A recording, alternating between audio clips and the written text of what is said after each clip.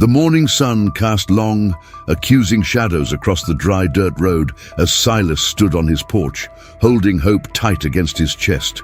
Below, the entire town of Dry Creek had gathered. Faces he knew, now turned against him. Sheriff Whitaker, hat in hand, stepped forward. "Silas, don't make this harder than it already is." Silas's heart thundered. The air felt thick, like breathing through dust. Behind the sheriff, Clayton Briggs stood smirking, ready to take everything. Silas had left. Silas whispered low, more to himself than to them. "Over my dead body." Dry Creek awoke slow, as it always did. The sun stretched itself over the Wyoming hills like a lazy cat, its light filtering through the dust that hung motionless in the air. On the outskirts of town, the McGraw Ranch sat silent, broken, and tired. The porch steps creaked from years of neglect. The barn leaned like an old man too stubborn to fall. And the land stretched wide and empty, like the hollow inside Silas McGraw's chest, a hollow that grief had carved deeper with each passing day. Silas stood by the window, staring out at the brittle fields that hadn't yielded a decent crop in 3 seasons. His coffee sat untouched on the table behind him, going cold, just like everything else in his life. The air inside the house was thick with loneliness, like a room where no one dared breathe too loud. His late wife's Bible rested on the mantel, gathering dust next to the faded photo of her. Her smile forever trapped in time, haunting and unreachable. The echo of her laughter had long since faded, leaving only silence as his daily companion. The morning passed like molasses in winter. Silas pulled on his cracked boots, grabbed his worn hat, and stepped onto the porch. His body ached in places that medicine couldn't reach. Each step felt like dragging the weight of years behind him. The empty rocking chair by the door didn't help. The same one where Sarah used to sit, knitting baby clothes she never got to use. The memories gnawed at him like wolves at a weakened calf. Every board of that house held a story of loss, and every breeze that passed through its broken windows carried whispers of what could have been. As he reached for the feed sack in the barn, a sharp wind kicked up the dust, making his eyes sting. But it wasn't the dust that brought the burn. It was the sound that followed, soft at first, like the whimper of a coyote pup too small to survive alone. He froze, breath caught in his throat, heart pounding like a warning drum inside his chest. Slowly, with hands that trembled despite years of hard labor, he turned toward the house. There on the porch, something moved. A small bundle, swaddled in what looked like an old patchwork quilt. His heart beat once, heavy and hard, then stalled. His boots hit the ground like stones as he rushed forward, falling to his knees beside the bundle. Fingers. Trembling, he pulled back the corner of the quilt. A baby girl, pink-cheeked, fists curled tight, her face scrunched up as she let out a tired, hungry cry that sounded more like a plea for survival than a protest. Her tiny body shook from the cold morning air, and for a terrifying moment, Silas thought she might go still right there in his arms. Tucked beside her, pinned to the fabric, was a crumpled piece of paper. The words, scribbled in haste, barely legible. "She deserves better. Please, keep her safe." Silas rocked back on his heels, heart pounding against the walls of his chest. Memories crashed in, Sarah's tears the day they buried their stillborn son, her whispered prayers at night, asking God for another chance, for something, anything to fill the quiet that had swallowed their home whole. The gut-wrenching emptiness from standing alone at 2 graves, watching dirt fall like final goodbyes. He sat there for a long time, unable to move, unable to decide. The baby's cries grew softer, like she knew she was somewhere unwanted, like even at that age she could sense the walls he'd built around his heart. But something shifted in him then, something deep and buried under layers of grief and regret. He lifted her gently, cradling her close. Her warmth seeped through the fabric of his flannel shirt, and for the first time in years, he felt something alive against his chest. A fragile pulse of hope, foreign and unwelcome, yet impossible to ignore. Back inside, the house felt different. Not better, Not yet, but different. Silas searched the cupboards for anything, a bit of milk, some sugar water, something to quiet her hunger. His hands shook as he worked, spilling more than he poured. The baby's cries pierced every corner of the house, filling spaces that had known only silence for far too long. The walls, once used to mourning, now rang with the sound of desperate life. By midday, word had spread. Dry Creek wasn't big enough to keep secrets. At the general store, voices buzzed low but sharp. "You hear about McGraw? Found a baby on his porch, they say. A man like him, raising a child, Lord help that girl." Back at the ranch, Silas stood at the window, watching a dust cloud rise from the road. A single rider approached, Sheriff Whitaker, a good man at heart, but bound by rules and expectations. Silas's stomach twisted into knots as the sheriff dismounted and walked toward the porch. Fear clawed at Silas's insides like a trapped animal. What if they tried to take her? "Afternoon, Silas," Whitaker said, removing his hat and holding it against his chest. His eyes drifted to the baby, now sleeping in a makeshift cradle lined with an old wool blanket. "Afternoon," Silas replied, voice low and rough as gravel. The sheriff shifted on his boots, kicking at the dirt. "Heard about what happened? Folks are talking. You know how it is." Silas didn't answer. "Listen," Whitaker began, clearing his throat. "I'm not here to cause trouble, just folks are wondering what you plan to do." Silas's gaze hardened. "Ain't there concern?" Whitaker nodded slowly, glancing back at his horse as if wishing to escape the conversation. "I'll let you be for now, but you know as well as I do, something like this won't stay quiet, not for long." The sheriff tipped his hat and left, leaving Silas alone once more. But this time, he wasn't truly alone. Not anymore. That night, as the wind howled against the cracked window panes, Silas sat by the fire, the baby curled against his chest. The weight of her was both a burden and a balm. Tears traced clean paths down his dusty face as he whispered into the dim light. "I don't know who you are, little one, or why God thought to bring you here, but I reckon you're mine now." And with that, the first crack appeared in the walls he'd built around his heart. But even as he held her close, a shadow loomed on the horizon, moving closer with every passing hour. Morning broke gray and heavy over Dry Creek, as though the sky itself carried the same weight pressing on Silas McGraw's shoulders. A restless wind rattled the loose window. Pains in his home, and the air smelled of old dust and coming rain that never arrived. Silas stood over the makeshift cradle, watching the baby sleep. Dark circles ringed his eyes from a night spent pacing the floor, torn between fear and stubborn resolve. He had fed her what little he could find, watered-down milk, heated over the stove until it barely took the chill off. More than once, he caught himself staring at her fragile chest, counting each rise and fall, terrified that one breath might be her last. The hours dragged like wounded cattle through the night. Every time she whimpered, Silas jumped, fumbling with shaking hands to comfort her. By mid-morning, the first knock came. A slow, deliberate rap on the door that sent a shiver through him. He opened it to find Mrs. Clara Jenkins standing there, her arms crossed tight against her chest, eyes narrowed. "Morning, Silas," she said, her voice sharper than the wind. "I heard about your situation." Silas nodded, bracing himself. "I brought some bread and some milk." Her gaze drifted toward the cradle behind him. "But folks are talking, saying it ain't right, saying a man like you has no business raising a child." Silas's throat tightened. "I didn't ask for anyone's opinion." Mrs. Jenkins pressed her lips together. "Didn't figure you did, but that won't stop them." He took the basket from her hands without another word and closed the door, leaning against it as the weight of her warning settled like cold iron in his gut. Outside, the town's curiosity grew like wildfire in dry grass. At the general store, men leaned over barrels, whispering. At the church steps, women exchanged glances, hands covering mouths as they spoke in low tones. Even children, playing in the dusty streets, paused their games to ask questions their parents wouldn't answer. By Afternoon, Clayton Briggs arrived. His horse kicked up clouds of dust as he pulled to a stop in front of the McGraw ranch.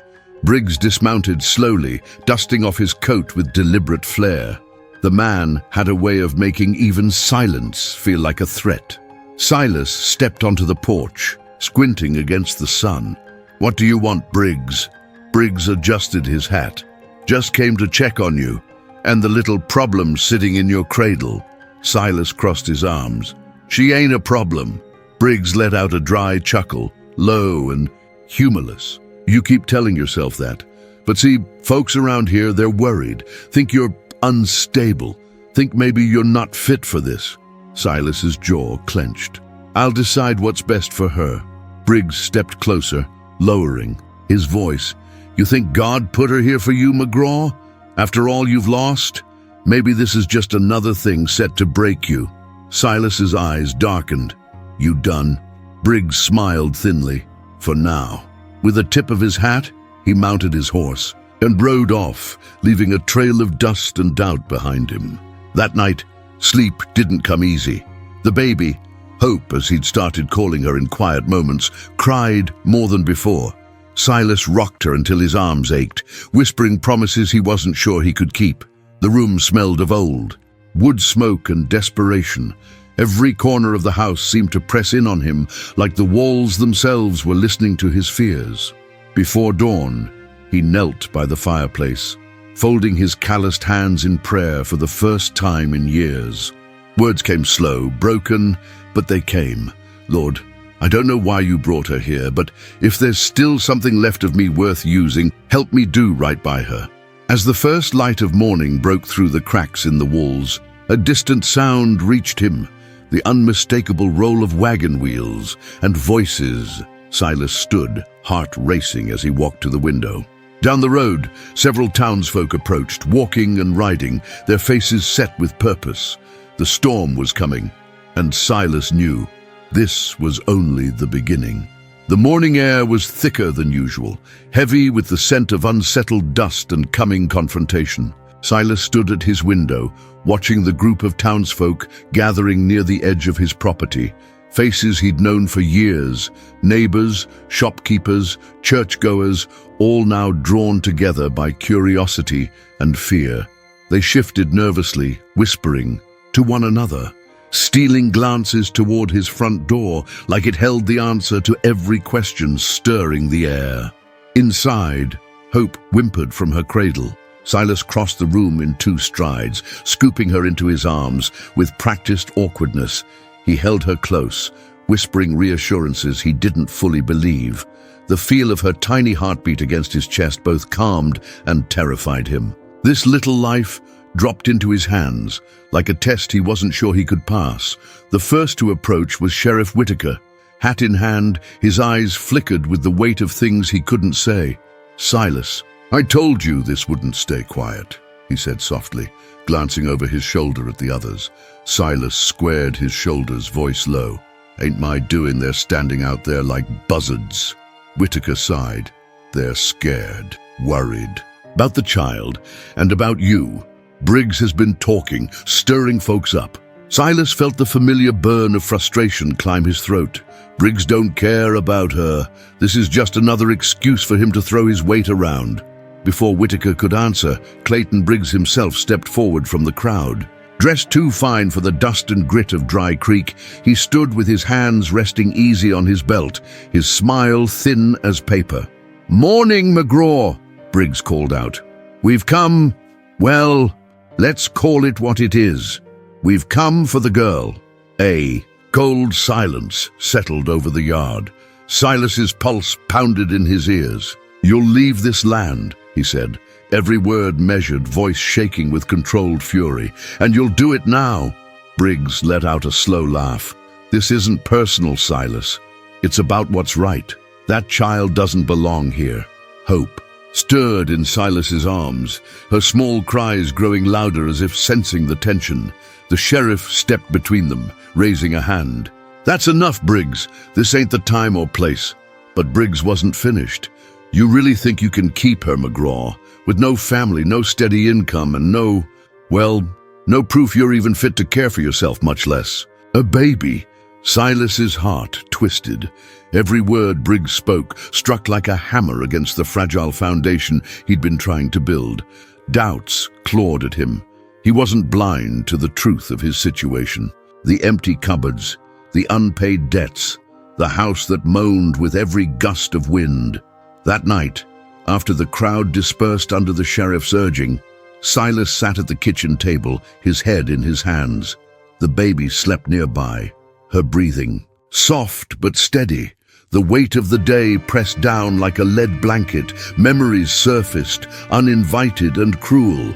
The day he buried Sarah, the tiny coffin that followed too soon after, the prayers he spoke then, desperate, angry, unanswered. His throat tightened as he lifted his head, staring at the faded Bible on the mantel. For a long time he just watched it, like it might speak first, like it might offer something more than silence. Finally, with hands that trembled from both exhaustion and fear, he opened it. Pages yellowed with time crackled beneath his fingers. His eyes fell on a verse he didn't remember marking. The Lord is close to the brokenhearted and saves those who are crushed in spirit. His chest ached. Was that what he was now? Crushed in spirit. As the night stretched on, sleep refused to come. Hope woke crying again and again, her small voice cutting through the darkness. Silas paced the floor, rocking her until his legs gave out and he sank to the floorboards, holding her close as tears slipped down his face without permission. The next morning, the sheriff returned. This time, he wasn't alone. 2 men from the town council stood behind him, their expressions unreadable. Whitaker spoke carefully. "Silas, there's been a petition, enough signatures to force a hearing. The council set a date, 3 days from now." Silas's breath caught. "A hearing?" Whitaker nodded. "They'll decide officially if you get to keep her." The room seemed to spin. Silas tightened his grip on Hope, holding her like she was the only thing keeping him grounded. After the men left, Silas stood in the doorway, staring at the horizon. The clouds gathered darker than before. He knew Dry Creek, knew its people. They weren't cruel by nature, but fear and doubt had a way of turning neighbors into strangers. His hands curled into fists at his sides. "Over my dead body," he whispered, voice cracking with exhaustion and defiance. But even as he spoke the words, the shadow of what was coming settled deeper inside him. The next morning came cloaked in cold fog, a rare but unwelcome visitor to Dry Creek. Silas stood at the edge of his porch, arms crossed tight against his chest, staring out at the dim shapes of the surrounding hills. Every bone in his body ached from another sleepless night, and Hope's restless cries had kept both of them from any real rest. Inside, the house smelled of damp wood and worry. The small fire he'd managed to keep alive overnight flickered weakly in the hearth. Silas pulled a worn blanket tighter around Hope, holding her close as he settled into the rocking chair Sarah used to favor. The old wood groaned beneath his weight, just like his spirit did under the load of the days ahead. Thoughts of the upcoming hearing gnawed at him. 3 days. That's all he had left to prove to the council and to himself that he was capable of keeping her safe. But how could a man defend something he barely understood? Every time Hope whimpered, Silas felt like he was failing her all over again. A knock at the door broke the quiet. Silas tensed, heart climbing into his throat. Setting Hope down with care, he crossed the room and opened the door to find Reverend Tom Keller standing there, hat in hand, coat dusted from the ride over. "Morning, Silas," the Reverend said, eyes soft but serious. "Mind if I come in?" Silas stepped aside without a word. Reverend Keller entered, glancing at the cradle before settling into the chair across from him. "Word travels fast," Keller began. "Some folks, they've been asking me to intervene, to speak to you." Silas's jaw tightened. "About what?" "About whether this is wise," Keller answered gently. "About whether this is God's plan." Silas laughed, a bitter, hollow sound. God's plan? Funny how folks only bring that up when they want you to quit. Keller didn't flinch. You're hurting, Silas. I know that. Everyone knows, and people are scared. They've seen how you've lived since Sarah passed. Silas's gaze dropped to the floor. The truth of that statement landed like a stone in his stomach. Unwashed clothes, unpaid bills, rooms left untouched for months. And now, a baby depending on him for every breath, every meal, every moment of comfort. I didn't ask for her, Silas said, voice low. But she's here, and I can't. I won't turn her away, Keller nodded, rising to leave. Then you better find a way to show the council you mean it before someone else makes the choice for you. After the Reverend left, Silas sank deeper into the chair, cradling hope against his chest. The small weight of her felt like both a blessing and a sentence. Her tiny hands clutched at the fabric of his shirt, and Silas found himself whispering promises he had no idea how to keep. As the day wore on, visitors came and went. Some brought supplies, milk, cloth diapers, a loaf of bread. Others brought questions and sideways glances, more curious about the scandal than concerned for the child. Late that afternoon, as the sun fought to break through the thick clouds, Sheriff Whitaker returned. This time he didn't come alone.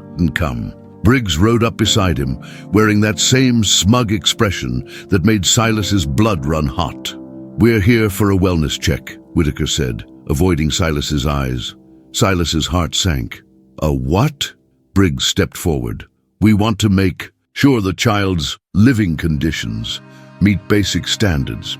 Without waiting for permission, the sheriff entered the house, eyes scanning every corner, taking in the cracked walls, the thin pantry shelves, the dust that no amount of sweeping could hide. Briggs lingered at the cradle, peering down at Hope with a look that made Silas's fists clench. "She deserves better," Briggs murmured, just loud enough for Silas to hear. Silas stood rigid, fighting the urge to say something he'd regret. Instead, he watched in silence as the men left, leaving behind the bitter taste of humiliation and helplessness. That night, as the cold settled deeper, Silas sat by the fire, Bible open on his lap. His fingers traced words he couldn't bring himself to read aloud. Tears burned hot and unwanted in his eyes. The fear of losing hope dug into his chest like a buried thorn. "God, if you're listening, if you haven't given up on me yet, help me keep her." As the flames flickered low, a soft noise broke the stillness, a gentle coo from Hope's cradle. Silas turned, watching her tiny face relax in sleep. A fragile moment of peace in a storm he knew hadn't even reached its worst. And as he sat there, staring at her, the words of Reverend Keller echoed in his mind. "You better find a way, Silas, before it's too late." The night before the hearing arrived, dragging behind it a wind colder than any Silas had felt that season. The air tasted like iron and dry earth, like the land itself was holding its breath. Silas stood by the window, staring out at the dark. Shapes beyond his porch, wondering how much more he could take before something inside him finally gave way. Hope slept fitfully in her cradle, her small face flushed and damp with fever. Silas had spent most of the day trying to cool her forehead with damp cloths, but nothing seemed to help. The cracked thermometer on the mantel gave no clear reading, but he didn't need numbers to know she was burning up. The fear gripped him, harder than anything the town could throw at him. What if she didn't make it through the night? What if, after everything, she slipped away like his son had? The thought twisted in his gut, leaving him breathless. Silas knelt by the fireplace, folding his hands in a clumsy, desperate prayer. "Lord, I don't have much left, but whatever I do, take it, just don't take her." As midnight approached, a soft knock rattled the door.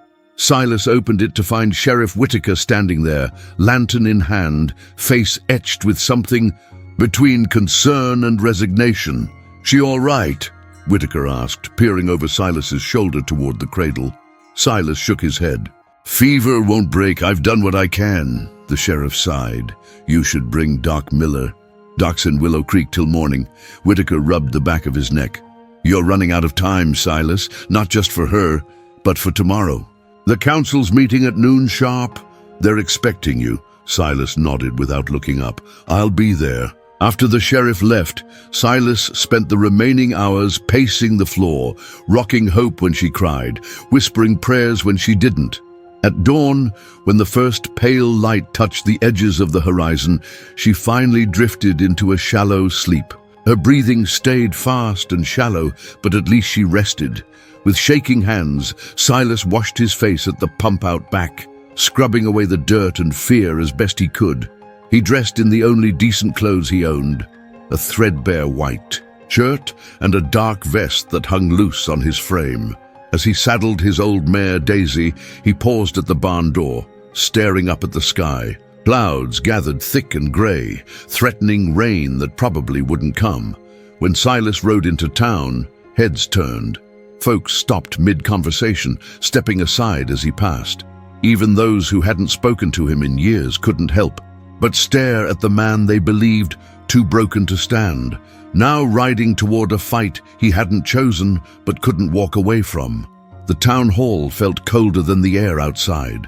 Wooden benches lined the walls, most filled with townsfolk eager to witness the spectacle. At the front, the council sat behind a long table, their faces stern and unreadable. Sheriff Whitaker stood off to the side, arms crossed, gaze steady, but sad.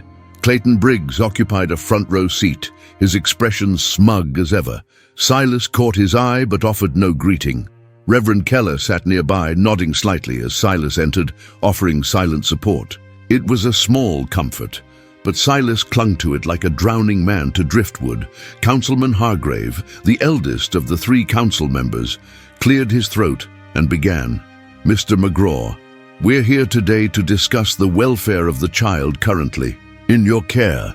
Given recent concerns raised by several members of this community, we must decide whether she remains with you or is placed elsewhere." Silas stood tall, but inside, every nerve burned. "Her name's Hope," he said quietly. Hargrave paused, scribbling a note. "Very well, Hope." Briggs was the first to speak. From the audience, "We've all seen how McGraw's lived since his wife passed. Alone, withdrawn, barely keeping his ranch from falling apart. Now we're supposed to believe he's fit to raise an infant. This is about what's best for the child." A low murmur of agreement rippled through the room. Silas's throat tightened, but he remained silent, staring at the floorboards like they held the answers he needed. Reverend Keller rose next. "I've known Silas for years," he began. "Yes, he's been through more grief than most of us can imagine. But I've seen a change in him these past days. That child, she's breathing life back into him. Maybe God placed her there for a reason." Silas blinked hard against the sting in his eyes. The room fell quiet again. Councilman Hargrave looked directly at him. "Mr. McGraw, you have anything to say for yourself before we deliberate?" Silas swallowed hard. The words felt stuck, thick and heavy, but finally they came. "I buried my wife and my boy on the same hill behind my barn. For 3 years, I've lived with nothing but ghosts and silence. I never asked for Hope, I didn't choose this, but she's here and I won't turn her away. If I have to beg, fight, or fall to my knees, I'll do whatever it takes to keep her safe." The room remained silent for a long, aching moment. Hargrave finally nodded. "We'll make our decision by morning. You'll be notified then." As Silas turned to leave, Hope's soft cry echoed from the basket he'd brought along. It filled the hall like a fragile song in a stone cathedral, pulling eyes and hearts toward the child everyone was talking about, but no one had really seen until that moment. With trembling hands, Silas lifted her into his arms, holding her close as he stepped back out into the cold, grey afternoon. Not knowing whether he was walking toward salvation or another heartbreak, the morning after the hearing broke cold and brittle, like thin ice over a deep well. Silas sat on the porch steps, hope cradled against his chest, staring at the empty road that led to Dry Creek. He hadn't slept, not after pouring his heart out in that town hall. The words kept replaying in his mind over and over until they no longer felt like his own. The clouds overhead rolled low and grey, casting long, restless shadows over the ranch. The air smelled of distant rain that never seemed to come this far west. Silas rocked Hope gently, feeling the frailty of her small body against him. Her fever had broken some time before dawn, but her breathing remained shallow. Every time she coughed, fear clawed at his throat. By mid-morning, the dust trail he dreaded finally appeared on the horizon. A single rider at first, Sheriff Whitaker. Behind him, a wagon followed slowly, carrying Councilman Hargrave and two men Silas didn't recognize. Silas stood, legs heavy as stone, and stepped onto the porch. Hope whimpered softly in his arms, her tiny fingers curling into the fabric of his shirt, like she sensed the storm coming. Whitaker dismounted first, removing his hat, gaze low. "Silas, I won't drag this out. The council met early. The vote, it went against you." The words landed like hammer blows. Silas's knees nearly buckled, his breath caught in his chest, and for a moment he couldn't speak, couldn't think, could only hold Hope tighter, like doing so might change what was about to happen. "They've appointed a placement home over in Larkspur," Hargrave added, stepping down from the wagon. "They'll care for her there until more permanent arrangements can be made." Silas shook his head slowly, eyes burning. No, you can't." Briggs appeared behind the wagon, climbing down with exaggerated care, a satisfied smirk playing at the corners of his mouth. "You fought hard, McGraw. I'll give you that, but this is for the best." "Stay out of this, Briggs," Silas growled, voice rough and broken. Whitaker stepped forward. "Silas, don't make this worse than it needs to be." Silas's gaze flickered from the sheriff to the councilman, to the strangers, now stepping toward him with unsure steps, like men tasked with breaking a wild horse. His heart raced, blood roaring in his ears. Memories of losing Sarah, then the baby, flooded him so hard he had to fight for breath. Without thinking, he turned and fled inside the house, bolting the door behind him. His back hit the wood, sliding down until he sat on the floor. Hope clutched tight to his chest as tears blurred his vision. Her small cries mingled with his own silent sobs. The men outside shouted his name. The door rattled under their fists. "Silas, open up! Don't do this!" Silas pressed his forehead against the door, whispering through gritted teeth, "God, help me, help her. I can't lose her too." Hours passed like that, men waiting outside, Silas trapped inside, Hope crying, Silas praying. The sun climbed high and then began to fall, casting orange and gold across the battered porch. By late afternoon, Whitaker's voice called out once more. "Silas, I've convinced them to give you till morning, but if you're not in town by first light, we'll come back. And next time, we won't wait at the door." Silas didn't answer, couldn't. He sat frozen on the floor long. After their footsteps faded, the house grew dark again, the only light coming from the embers in the fireplace. Later that night, with Hope finally asleep against his shoulder, Silas pulled himself up, lit every lantern in the house, and carried her up to the attic. The old cradle sat there, pulled from the dust just days earlier. He laid her down carefully, brushing her soft hair with trembling fingers. He stood there staring at her, broken and breathless, unsure what tomorrow would bring, but knowing deep inside he wasn't done fighting. With heavy steps, he moved toward the window, looking out at the dark stretch of land between him and Dry Creek, the same land where he'd buried his family, the same land that now threatened to take from him again. And as the wind howled outside, Silas sank to his knees, folding his hands, and prayed like a man who had nothing left but hope. The air inside the house grew heavier with each passing hour. Every crack in the walls seemed to close in around Silas, squeezing the breath from his lungs. Outside, the last light of day had drained from the sky, leaving the ranch wrapped in a cold, oppressive darkness. The only sounds were the creaking of old wood and Hope's shallow breathing from the cradle upstairs. Silas sat at the kitchen table, elbows resting on the worn surface, head bowed. His hands trembled, not from cold, but from the weight of knowing morning would bring men to his door with orders to take her away. Orders backed by signatures, seals, and the full authority of Dry Creek. The old clock on the mantel ticked louder than usual, each second dragging like a stone over gravel. Silas closed his eyes, breathing slow, forcing back the swell of panic rising in his chest. A knock shattered the stillness. Not loud, not angry, just a soft, hesitant rap against the door. Silas froze. For a moment he wondered if he'd imagined it, but then it came again. He stood crossing the floor with slow, careful steps. When he opened the door, he found Reverend Keller standing there, lantern in hand, his eyes tired but kind. "Mind if I come in?" the Reverend asked. Silas stepped aside, motioning him in with a nod. Keller moved to the hearth, warming his hands near the low fire.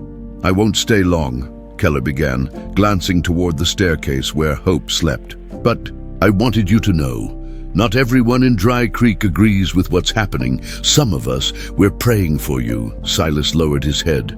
"Prayers are good, but they won't stop them." Keller's voice softened. "Maybe not, but they might give you enough strength to stand when you feel like falling." Silas managed a weak smile. "Feels like I've been falling for years." The Reverend placed a hand on his shoulder. "Then maybe it's time to stand back up."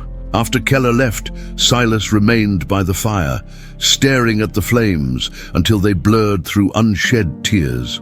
He rose slowly, climbed the stairs, and stood beside Hope's cradle. Her tiny chest rose and fell with each labored breath, her face pale against the old quilt. Silas reached out, brushing a stray lock of hair from her forehead. "You deserve better than me," he whispered, "but I'm all you've got." Downstairs, he gathered what little food remained: half a loaf of bread, a jar of molasses, a few potatoes shriveled from neglect. He packed them in an old feed sack, his hands moving on instinct alone. The plan forming in his mind was reckless, desperate, but it was all he had.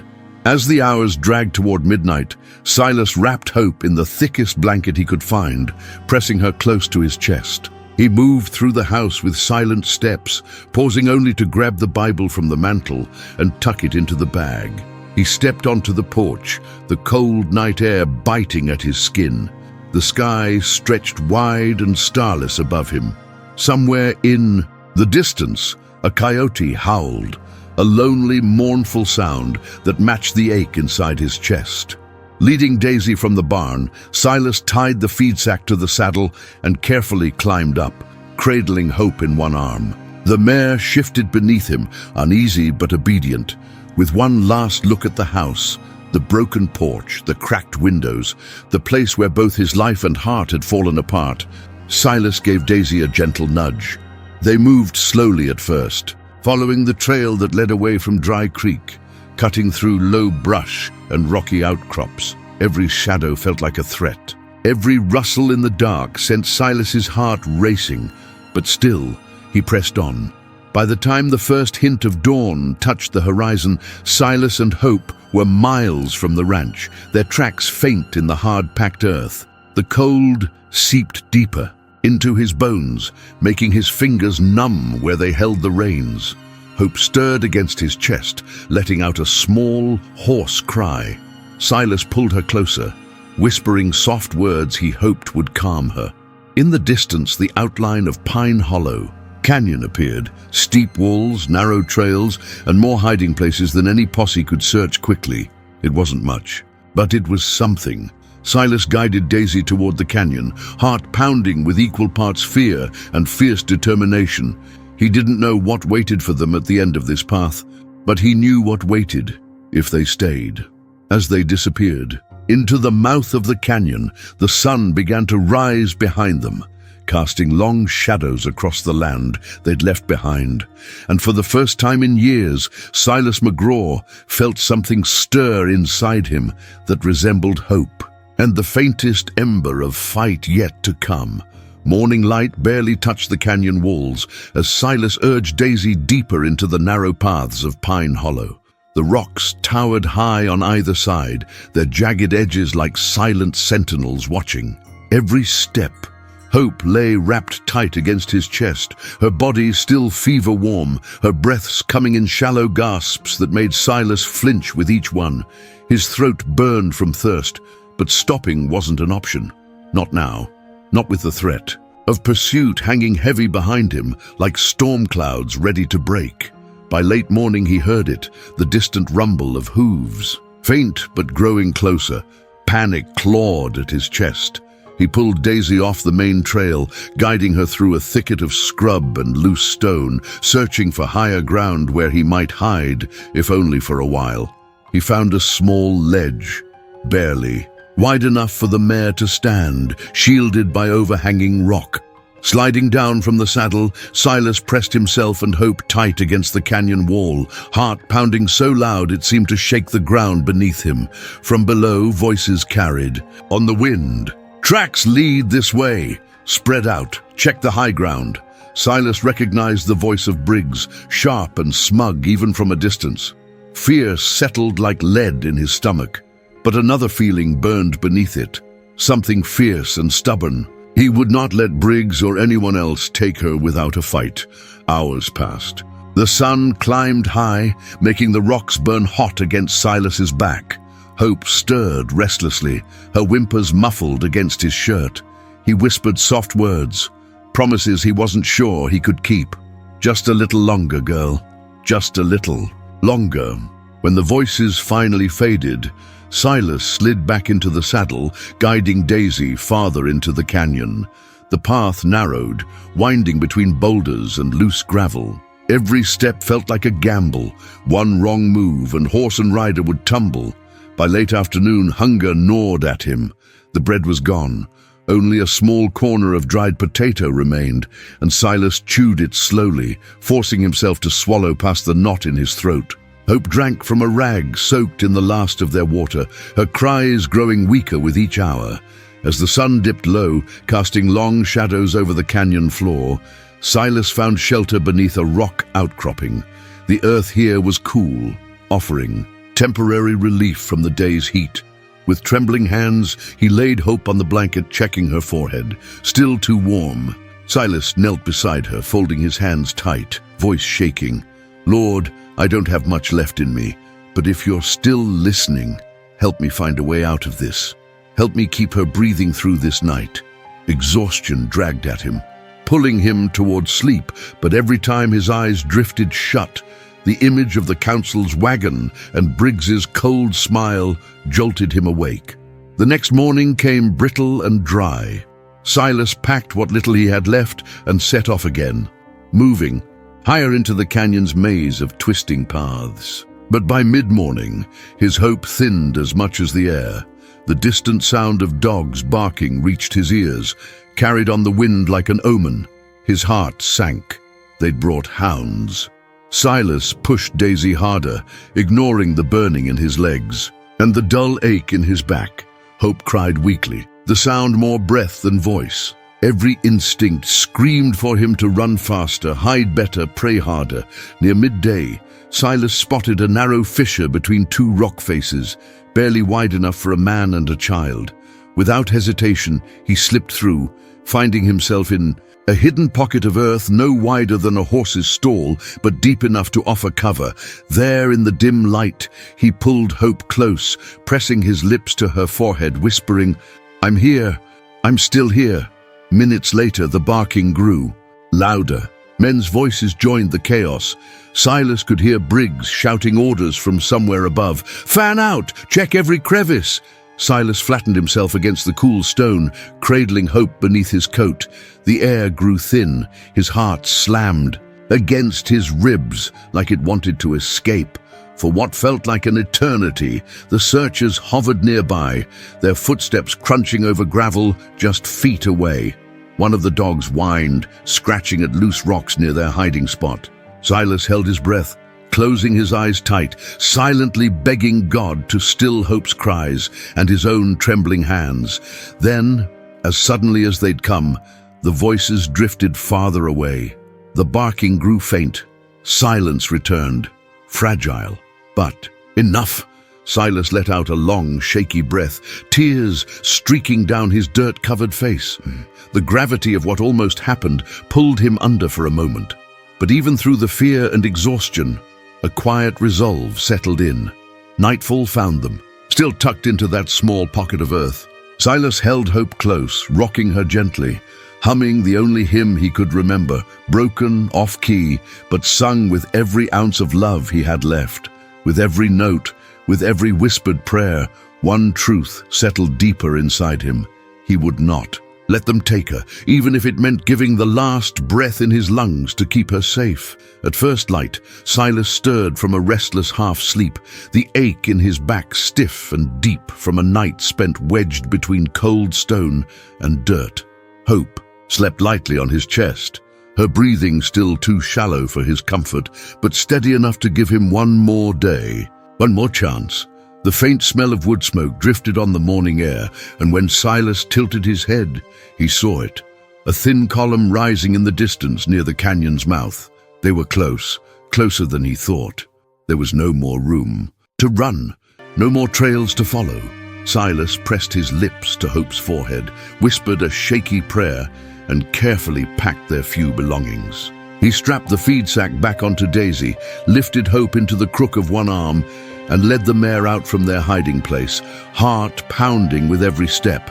By mid-morning, as the sun climbed higher, they reached the ridge overlooking Dry Creek.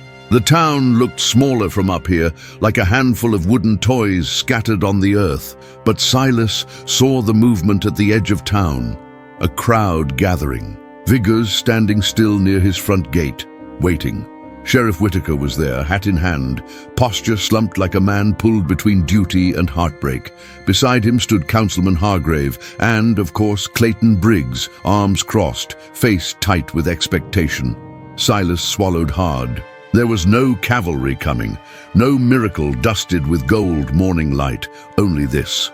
Slowly, Silas guided Daisy down the rocky slope, every step taking him closer to what felt like the end. When he reached the flat land near his property, he dismounted, legs trembling beneath him. He gathered Hope close, her small body wrapped tight against the morning chill, and walked the last stretch alone. The crowd parted slightly as he approached, whispers traveling like wind through wheat. He's back. After all that, he came back. Silas stopped at the edge of his porch steps. The air felt heavier than ever, like the whole sky might collapse. Whitaker stepped forward, voice low and tired. "Silas, you know why we're here." Silas nodded but said nothing. Hargrave cleared his throat, holding out a folded document. "This is your final notice. You're to surrender the child today." Silas tightened his hold on Hope, heart pounding like a drum against cracked ribs. His eyes burned, but he refused to blink. "I won't." The crowd shifted, uneasy murmurs growing. Louder. Briggs stepped forward, voice oily and sweet like spoiled molasses. "Silas, don't be foolish. We gave you every chance. Don't drag this out." Silas's voice cracked, but didn't break. "You've dragged me through enough. This ends." Here, Whitaker let out a long, weary breath. "Don't make us force this, Silas, please." For a long, aching moment, no one moved. Then, from the back of the crowd, a voice rang out, soft but steady. "He's done more for that baby than any of us would have." Heads turned. Miss Clara Jenkins stood near the fence line, apron still dusted, with flour from the morning's baking, her face set firm, eyes glistening. Another voice followed, Old Man Jenkins leaning hard on his cane. "Lost my own boy in the war. Never thought I'd see someone fight this hard for a child again. Let him keep her." More voices rose, hesitant at first, then stronger. "He's earned this. It ain't right taking her. Leave them be." Within minutes, the small gathering transformed. Men and women who'd stood silent for weeks now moved closer, not with aggression, but solidarity. One by one, they formed. A loose line between Silas and the officials, Clara, Jenkins, Reverend Keller. Even a few faces Silas hadn't expected. Neighbors who once crossed the street to avoid him now stood shoulder to shoulder at his gate. Briggs's face darkened, but he said nothing. Hargrave looked from the crowd to the paper in his hands, then to the sheriff. Whitaker hesitated, then stepped back, removing his hat. "I won't drag this any further." A heavy silence settled. Silas's knees threatened to give way, but he stayed standing, cradling Hope close, as though his arms alone. could hold back the tide of every heartbreak he'd known. Without another word, the officials turned. The councilmen climbed back into their wagon. Briggs lingered a moment longer, shooting Silas a final, bitter glare before following them. When they were gone, the crowd slowly began to disperse, leaving behind footprints in the dust and the faint echo of their voices carried by the wind. Silas stood there long after the last neighbor left, staring at the empty road, unable to believe what had just happened. Hope stirred in his arms, her small eyes blinking open for the first time all morning. He kissed her forehead, a single tear tracing down his cheek. Inside the house, he placed her gently in the cradle by the fire, lit every lantern he owned, and sat beside her, the weight on his chest finally lifting, just enough to let him breathe again. The storm had passed. For now, the days that followed felt both surreal and fragile, like waking from a long, terrible dream and not being sure if the peace would last. Dry Creek, once filled with whispers and judging eyes, seemed quieter now, less like a place of verdicts and more like a town, slowly learning to forgive itself. Silas spent the first few mornings repairing what time and grief had broken. The porch steps, worn from years of neglect, creaked less with each new board he nailed into place. His hands, calloused and stiff, worked from dawn to dusk, patching roof shingles, mending the barn door, hauling water from the well, as though each drop might be the one to bring life back into the house. The neighbors, seeing the changes, began to come around in ways Silas hadn't expected. Miss Clara arrived first, a basket of fresh bread and a jug of milk in her hands. She didn't linger long, just long enough to place the food on his table and nod toward Hope sleeping by the fire. "You're doing right by her," she said softly. Before turning to leave, Old Man Jenkins came next, delivering a small bag of potatoes and some flour. Others followed, dropping off blankets, firewood, or just standing at the fence line, tipping their hats without words. It wasn't grand or loud. It was small, quiet grace, the kind that settles in like morning dew after a dry spell. Hope's fever faded day by day. Her cheeks regained color, her eyes opened wider, and her small hands began to explore the world around her with clumsy determination. Silas watched her grow stronger with equal parts relief and fear, always expecting the next wave of trouble to come crashing down, but it never did. One Sunday morning, with the sky painted in soft gold and blue, Silas dressed in his cleanest shirt and carried Hope down the road toward the church. The building stood simple and proud at the edge of town, white paint peeling at the edges but still catching the sunlight like a beacon. When Silas stepped onto the church steps, conversations paused, heads turned, some nodded, others smiled, small and hesitant but real. Reverend Keller met him at the door, eyes kind and warm. "Good to see you here, Silas," the Reverend said, extending a hand. Silas shook it, holding Hope close. They found a spot near the back pew, and as the first hymn began, Silas's voice wavered but didn't falter. Hope, nestled in his arms, stared at the ceiling beams like they held all the wonder in the world. After the service, folks gathered outside, chatting in soft tones. Miss Clara approached, adjusting her bonnet against the wind. "She's got your stubborn eyes," she said with a knowing smile. Silas chuckled, the sound surprising even himself. God help her for that. As the weeks stretched into months, life settled into a new rhythm. Silas rose early, tending the land with hands steadier than before. The soil, though still dry and stubborn, yielded enough for a modest harvest.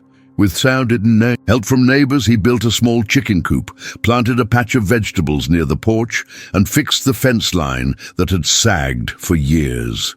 Hope grew alongside those changes. Her laughter, still soft but growing bolder, became the background music of his days. Each giggle felt like sunlight breaking through winter clouds.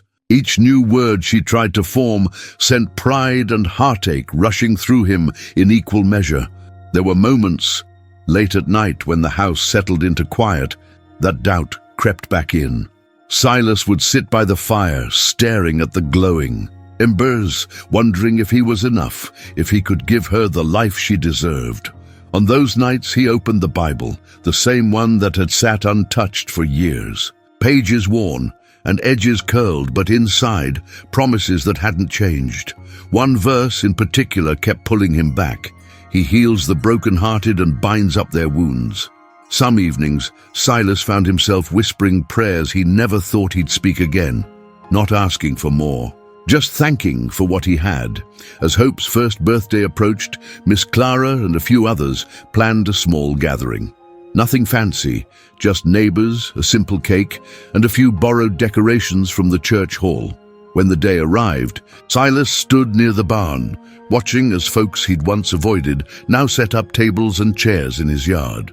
Sheriff Whitaker arrived with a small wooden toy horse carved by his own hands. Reverend Keller brought a new quilt stitched with verses of hope. Even Old Man Jenkins shuffled over with a bag of apples from his orchard. Clayton Briggs stayed away. No one seemed to mind. That afternoon, as the sun dipped low and laughter filled the air, Silas stood on the porch steps, Hope balanced on his hip. Her tiny hands clapped at the sight of the cake, her smile wide and bright. As the crowd sang, Silas felt something inside him loosen. A knot he hadn't known was still there. When the song ended, and Hope let out a delighted squeal, Silas whispered near her ear, "You saved me just as much as I saved you." That night, after the guests left and the yard fell quiet again, Silas sat by the fire, Hope asleep in his arms. The stars stretched wide above the prairie, and the air smelled of earth and new beginnings. For the first time in years, Silas McGraw didn't feel like he was surviving. He felt like he was home. If this story touched your heart, don't forget to subscribe to our channel, click the notification bell, and join us for another unforgettable Western drama. Watch the next story titled, "Lumberjack Lived Alone for 15 Years. Then 3 knocks changed everything," showing now on your screen. Tell us in the comments, have you ever fought for something you loved, even when everything seemed lost? Let us know below.